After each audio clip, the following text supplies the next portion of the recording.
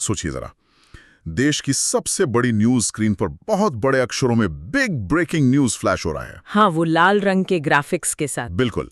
Anchor की आवाज में एक अजीब सी घबराहट है, पीछे बैकग्राउंड म्यूजिक किसी हॉलीवुड थ्रिलर फिल्म जैसा बज रहा है, और बताया जा रहा है कि दो देशों के बीच युद्ध शुरू हो चुका है। और स्क्रीन पर टैंक आगे बढ़ते हुए दिख रहे हैं। हाँ, टैंक दिख रहे हैं, इमारतें तबाह हो रही हैं।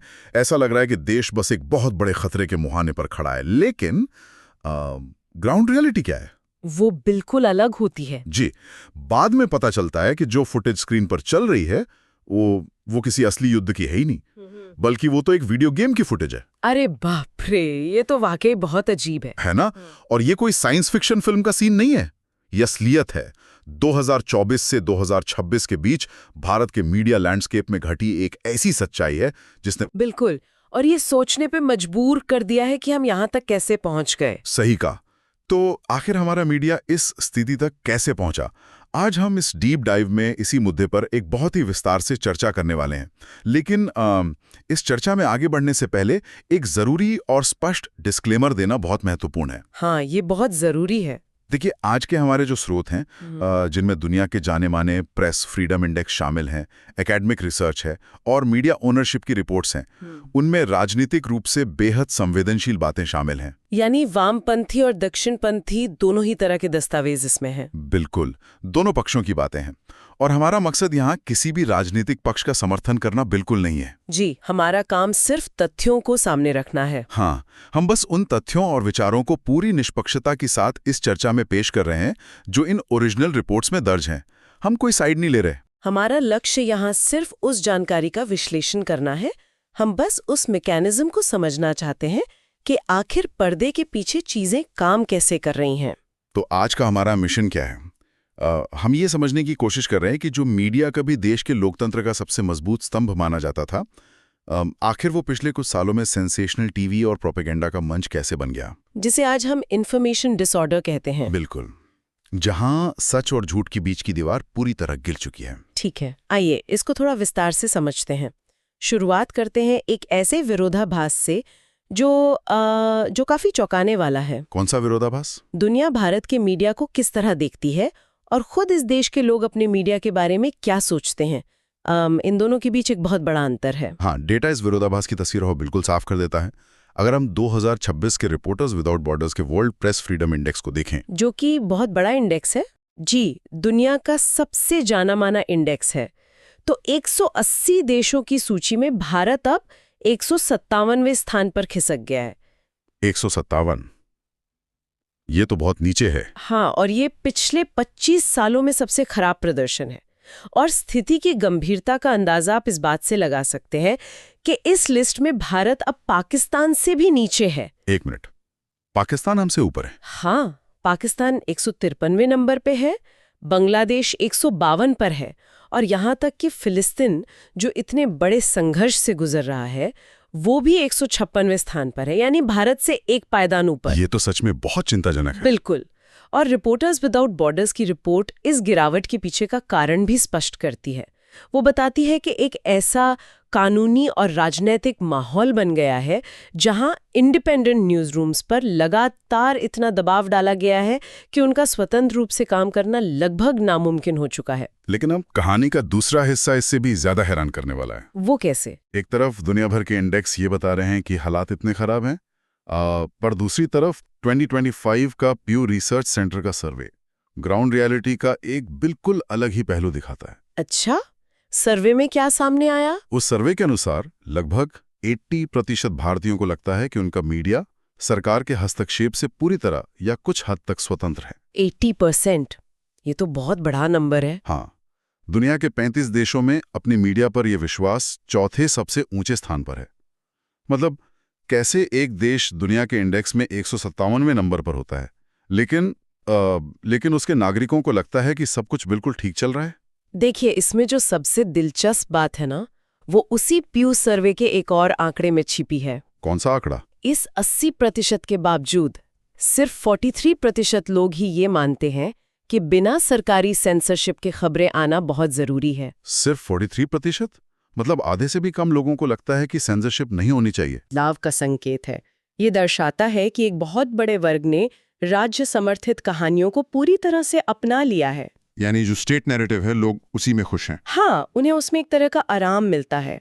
जब लोगों को वो सुनने को मिलता है जो वे सुनना चाहते हैं या जो उनके डर और विश्वास को सहमति देता है, तो उनके लिए स्वतंत्र पत्रकारिता का महत्व धीरे धीरे खत्म हो जाता है। उन्हें लगता है कि जो खबर उन्हें पसंद आ रही है वही सटीक खबर है। बिल्कुल सही कहा आपने। हाँ, ये तो ऐसा है जैसे किसी छात्र को ग्लोबल परीक्षा में 0 मिला हो। हाँ। और उसके माता पिता को लग रहा है कि उनका बच्चा पूरी क्लास में टॉप कर रहा है। बहुत ही सटीक उदाहरण दिया आपने। लेकिन मैं ये सोच रहा था कि आखिर ये मेंटल ब्लाइंड स्पॉट, ये जिसे हम कॉग्निटिव डिसोनेंस कहते हैं, ये आखिर पैदा कैसे होता है? मतलब कौन है जो न्यूज रूम में बैठ के ये तय कर रहा है कि लोगों के दिमाग तक कौन सी खबर पहुंचेगी और कौन सी नहीं? इस सवाल का जवाब आपको पत्रकारिता के नियमों में नहीं मिलेगा। तो कहाँ मिलेगा? इसका जवाब बिजनेस और ओनरशिप के मॉडल में छिपा है। देखिए, 1990 के दशक के बाद भारत में मीडिया का तेजी से विस्तार हुआ था, है ना? हाँ, केबल टीवी का दौर आया था। बिल्कुल। लेकिन पिछले कुछ सालों में कॉर्पोरेटाइजेशन का एक बहुत बड़ा दौर आया है। मीडिया अब पत्रकारिता का संस्थान नहीं रहा, बल्कि एडवर्टाइजिंग पर चलने वाला एक आम बिजनेस बन गया है। मुनाफे खेल हो गया पूरा। हाँ, और रिपोर्ट स्पष्ट रूप से बताती हैं कि मीडिया में अब पूरी तरह से कॉर्पोरेट एकाधिकार हावी है। कुछ उदाहरण हैं इसके? बिल्कुल। रिलायंस इंडस्ट्रीज नेटवर्क 18 के जरिए 70 से ज्यादा चैनल्स को कंट्रोल करता है। 70 चैनल्स, ये तो बहुत बड़ा नंबर है। और वहीं दूसरी तरफ अडानी ग्रुप ने एनडीटीवी और द क्विंट का अधिग्रहण कर लिया है। इसका सीधा असर ये होता है कि जो खबरें इन कॉर्पोरेट हितों के खिलाफ जाती हैं, वो बस खामोशी में घुल जाती हैं। लेकिन अमित, इस कॉर्पोरेटाइजेशन का न्यूज रूम की हर दिन की वर्किंग पर क्या असर पड़ता है? मतलब ऐसा तो नहीं होता होगा ना कि किसी मल्टीनेशनल कंपनी का सीईओ हर सुबह न्यूज एडिटर को फोन करके बताता हो कि आज क्या छापना है? नहीं, डायरेक्ट इंटरफेरेंस की जरूरत ही नहीं होती। ये एक स्ट्रक्चरल बदलाव है। अगर हम इसे बड़ी तस्वीर से जोड़कर देखें तो भारत में अमेरिका या ब्रिटेन की तरह क्रॉस मीडिया ओनरशिप को रोकने के लिए कोई सख्त कानून नहीं है। क्रॉस मीडिया ओनरशिप थोड़ा आसान भाषा में समझाएंगी? मतलब जब एक ही बड़े कॉर्पोरेट ग्रुप के पास एनर्जी पोर्ट, टेलीकॉम और मीडिया सबका कंट्रोल होता है, तो उस एक छत के नीचे खबरें अपने आप फिल्टर होने लगती हैं। मीडिया हाउस और बिजनेस के बीच की जो दीवार होनी चाहिए वो गिर चुकी है। अच्छा, तो मतलब उनके मीडिया आउटलेट्स ऐसी कोई खबर नहीं दिखाएंगे जिससे उनकी मूल कंपनी के दूसरे व्यापारिक हितों को नुकसान पहुंचे? बिल्कुल। इसी वजह से कॉर्पोरेट हितों से टकराने वाली खबरें कभी आम दर्शक तक पहुंचती ही नहीं हैं। यहाँ पर बात सच में बहुत दिलचस्प हो जाती है। ये तो बिल्कुल एक ऐसे रेस्टोरेंट की तरह है जहाँ क्या खाना बनेगा ये कोई मास्टर शेफ तय नहीं कर रहा है। तो कौन तय कर रहा है? मार्केटिंग और सेल्स टीम मेन्यू तय कर रही है। हाँ, बिल्कुल सही कहा। और क्योंकि चटपटा खाना जल्दी बिकता है, इसलिए लोगों को लगातार मसालेदार जंक फूड खिलाया जा रहा है। और इसी जंक फूड को हम टीआरपी का जाल कहते हैं, जहां विज्ञापन के पैसों के लिए सिर्फ इंफोटेनमेंट परोसा जा रहा है। हाँ, स्वास्थ्य या क्लाइमेट चेंज जैसे जो असली और जरूरी मुद्दे हैं, उनकी जगह सिर्फ क्राइम और क्रिकेट ने ले ली है। लेकिन मैं यहाँ एक बुनियादी सवाल पूछना चाहता हूँ आपसे। जी, पूछिए। क्या दर्शकों को वही देना जो वे देखना चाहते हैं अर्थशास्त्र का एक बेसिक नियम नहीं है? मतलब डिमांड और सप्लाई का रूल है। इसमें गलत क्या है? देखिए, अर्थशास्त्र का ये तर्क एक कंज्यूमर प्रोडक्ट पे लागू हो सकता है, पर खबरों पर नहीं। वो क्यों? क्योंकि मीडिया लोकतंत्र का एक जरूरी हिस्सा है, जिसका काम नागरिकों को सही फैसले लेने के लिए तथ्य देना है। जब टीवी चैनल्स पूरी तरह टीआरपी पर निर्भर हो जाते हैं, तो खबरों की जगह सिर्फ चिल्लाना और नफरत फैलाना बचता है। तो आप कह रही हैं कि डिमांड पहले से नहीं होती? नहीं, डिमांड और सप्लाई यहाँ इसलिए फेल है क्योंकि मीडिया हाउसेस दर्शकों की आवश्यकता पूरी नहीं कर रहे हैं, बल्कि पहले दर्शकों में डर और आक्रोश की डिमांड पैदा कर रहे हैं। अरे वाह, मतलब पहले प्यास पैदा करो फिर पानी बेचो। बिल्कुल, और फिर उसी डर का फायदा उठाकर अपनी रेटिंग बढ़ा रहे हैं। जब आप लोगों को सिर्फ गुस्सा और डर बेचते हैं, तो उनकी सोचने समझने की क्षमता अपने आप कम हो जाती है। और इस जंक फूड को दिमाग तक पहुंचाने का जो तरीका है, वो भी काफी कैलकुलेटेड लगता है। बहुत ज्यादा कैलकुलेटेड है। इसके लिए बाकायदा एक शब्द है, इमोशनल आर्किटेक्चर। इमोशन आर्किटेक्चर, ये क्या होता है? इसका मतलब है कि खबरों को, स्टूडियो के सेट को, बैकग्राउंड म्यूजिक को और यहाँ तक कि एंकर के चेहरे के भावों को इस तरह से डिजाइन किया जाता है कि वो सीधे जज्बातों पर वार करें, लॉजिक पर नहीं। हाँ, वो लाल नीली बत्तियां और तेज आवाजें। बिल्कुल। और नेशनल टीवी न्यूज़ का इमोशनल अकाउंटेबिलिटी इंडेक्स यानी EAI सबसे ज्यादा है। कितना है ये स्कोर? ये स्कोर 0.72 है, जिसका सीधा सा मतलब है कि स्टूडियो से सिर्फ गुस्सा, डर और आक्रोश ही परोसा जा रहा है। तथ्य तो कहीं पीछे छूट गए हैं। ओह, इस गुस्से और डर के माहौल का एक बहुत बड़ा उदाहरण मुझे याद आ रहा है, मई 2025 का भारत-पाकिस्तान संकट। हाँ, वो तो इन्फॉर्मेशन वॉरफेयर का सबसे बड़ा केस स्टडी है। बिल्कुल। जब दो देशों के बीच तनाव अपने चरम पर था, तब न्यूज चैनल्स ने जो किया वो तो पत्रकारिता बिल्कुल नहीं थी। जी न्यूज ने दावा कर दिया कि इस्लामाबाद पर कब्जा हो गया है। और इंडिया टीवी ने तो कह दिया था कि INS विक्रांत ने कराची पोर्ट को तबाह कर दिया है। हाँ, और NDTV ने चलाया कि पाकिस्तानी टैंक राजस्थानी सीमा की तरफ तेजी से बढ़ रहे हैं। और जैसा मैंने शुरुआत में कहा, इन खबरों में वीडियो गेम की फुटेज का इस्तेमाल हुआ था। सोचिए, वीडियो गेम की फुटेज। हालात इतने बिगड़ गए थे कि गृह मंत्रालय को आगे आकर चेतावनी जारी करनी पड़ी थी। और मैं आपको बता दूं कि ये कोई गलती नहीं थी, ये बाकायदा सूचना युद्ध था, जिसे इंफॉर्मेशन वॉरफेयर कहते हैं। एंकर स्टूडियो में बैठकर बिग ब्रेकिंग न्यूज के नाम पर जश्न मना रहे थे। तो आखिर इन सब का मतलब क्या है? क्या न्यूज एंकर असल में पत्रकारों की जगह प्रोफेशनल रेसलर बन गए? WWE वाले रेसलर। हाँ, जो तथ्यों के बजाय सिर्फ एड्रेनलिन बेच रहे हैं ताकि दर्शक बस टीवी से चिपके रहें। ये तुलना बहुत सटीक है, लेकिन समस्या ये है कि टीवी का ये शोर सिर्फ ड्राइंग रूम तक सीमित नहीं रहता। तो कहाँ जाता है? ये लोगों की जेबों में बैठे मोबाइल फोन तक पहुंच जाता है। और यहाँ एंट्री होती है व्हाट्सएप इको चेंबर की। अब व्हाट्सएप का नाम आकर वो फैमिली ग्रुप से याद आ जाते हैं, जहां रोज सुबह कुछ ना कुछ फेक न्यूज आती है। बिल्कुल। भारत में व्हाट्सएप के 5 करोड़ 35 लाख यानी करीब 535 मिलियन से अधिक उपयोग करता है। 535 मिलियन? हाँ, और सबसे डरावना आंकड़ा ये है कि 65% लोग सिर्फ उन्हीं समूहों में सक्रिय हैं जो उनकी राजनीतिक सोच से मेल खाते हैं। मतलब वो सिर्फ वही पढ़ रहे हैं जो वो पहले से मानते हैं। यही एक अहम सवाल उठाता है। एल्गोरिदम लोगों को सिर्फ वही दिखाता है जो वे मानते हैं, जिससे इको चेंबर बनते हैं और फिर जमीनी स्तर पर सांप्रदायिक हिंसा बढ़ती है। और इसका सीधा असर हमारे चुनावों पर भी तो होता है ना? बहुत गहरा असर होता है। 2024-25 में प्रेस काउंसिल ऑफ इंडिया को पेड न्यूज की 290 शिकायतें मिली थी। 290 शिकायतें? हाँ, और आपको हैरानी होगी कि इनमें से 111 शिकायतें सिर्फ राजस्थान से थीं। सिर्फ एक राज्य से इतनी सारी शिकायतें? इस्तेमाल हुआ। और मतदाता सूची में गड़बड़ी के जो मामले सामने आए वो तो और भी अजीब हैं। मैंने सुना था कर्नाटक और हरियाणा में कुछ हुआ था। बिल्कुल, हरियाणा में तो वोटर आईडी पर एक ब्राजीलियाई मॉडल की फोटो तक मिली थी। ब्राजीलियाई मॉडल की फोटो एक भारतीय वोटर आईडी पर? ये तो मजाक बनकर रह गया है। और यही मजाक चुनावों की पूरी प्रक्रिया पर सवाल खड़े कर देता है।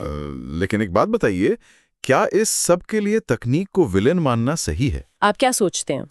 मुझे लगता है कि क्या ये फॉरवर्ड कल्चर एक बंद कमरे में फैलने वाले वायरस की तरह नहीं है जो लगातार म्यूटेट हो रहा है? क्या तकनीक सिर्फ इंसानी पूर्वाग्रहों को बढ़ा चढ़ाकर पेश करने वाला एक टूल है, या सच में तकनीक ही दोषी है? देखिए, तकनीक एक टूल जरूर है, लेकिन जब रेगुलेशन ना हो तो ये टूल हथियार बन जाता है। रेगुलेशन से याद आया, जब इतना सब हो रहा है तो सिस्टम के रेफरी क्या कर रहे हैं? नियम बनाने वाले कहाँ हैं? वो एक इल्यूजन ऑफ रेगुलेशन है, मतलब सिर्फ दिखावा। प्रेस काउंसिल ऑफ इंडिया पूरी तरह से शक्तिहीन है। कुछ कर नहीं सकते हो। उनके पास कोई ठोस कानूनी ताकत नहीं है। दूसरी तरफ NBDSA है, जिसने न्यूज 18 इंडिया, जी न्यूज और टाइम्स नाउ पर नफरत फैलाने वाले कार्यक्रमों के लिए जुर्माना लगाया था। हाँ, मैंने पढ़ा था। उन कार्यक्रमों के नाम ग़ज़वा-ए हिंद, महागठबंधन और लव जिहाद जैसे कुछ थे। तो जुर्माना कितना लगाया गया इन बड़े चैनल्स पर? 2024-25 में इन पर 50,000 और 20,000 तक के जुर्माने लगाए गए। बस 50,000 रुपए?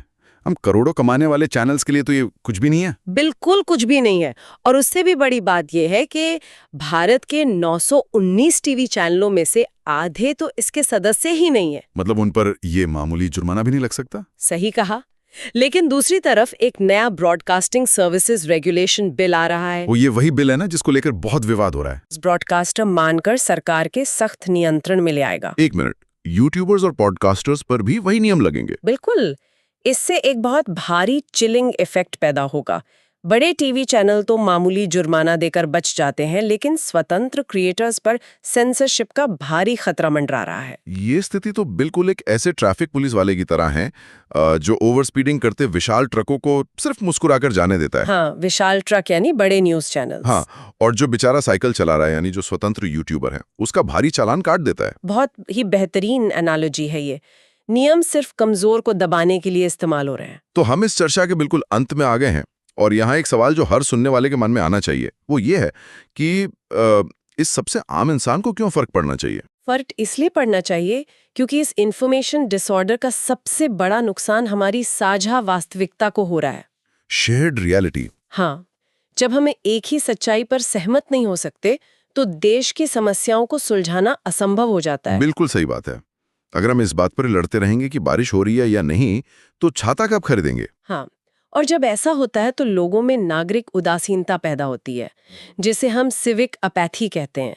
लोग सिस्टम से कटने लगते हैं। तो इस डीप डाइव को खत्म करने से पहले मैं सुनने वालों के मन में एक आखिरी विचार छोड़ना चाहता हूं जो हमारी सोर्स रिपोर्ट्स के मनोवैज्ञानिक डर पर आधारित है। वो क्या है? सोचिए, अगर ये एल्गोरिदम और न्यूज एंकर सिर्फ हमारे वोट को प्रभावित नहीं कर रहे हैं बल्कि क्या वे धीरे धीरे हमारे दिमाग की बनावट को ही बदल रहे हैं? ये बहुत गहरा सवाल है। क्या भविष्य में हम अपने पड़ोसियों के प्रति सहानुभूति महसूस करना ही भूल जाएंगे सिर्फ इसलिए क्योंकि हमारी स्क्रीन ने हमें हमेशा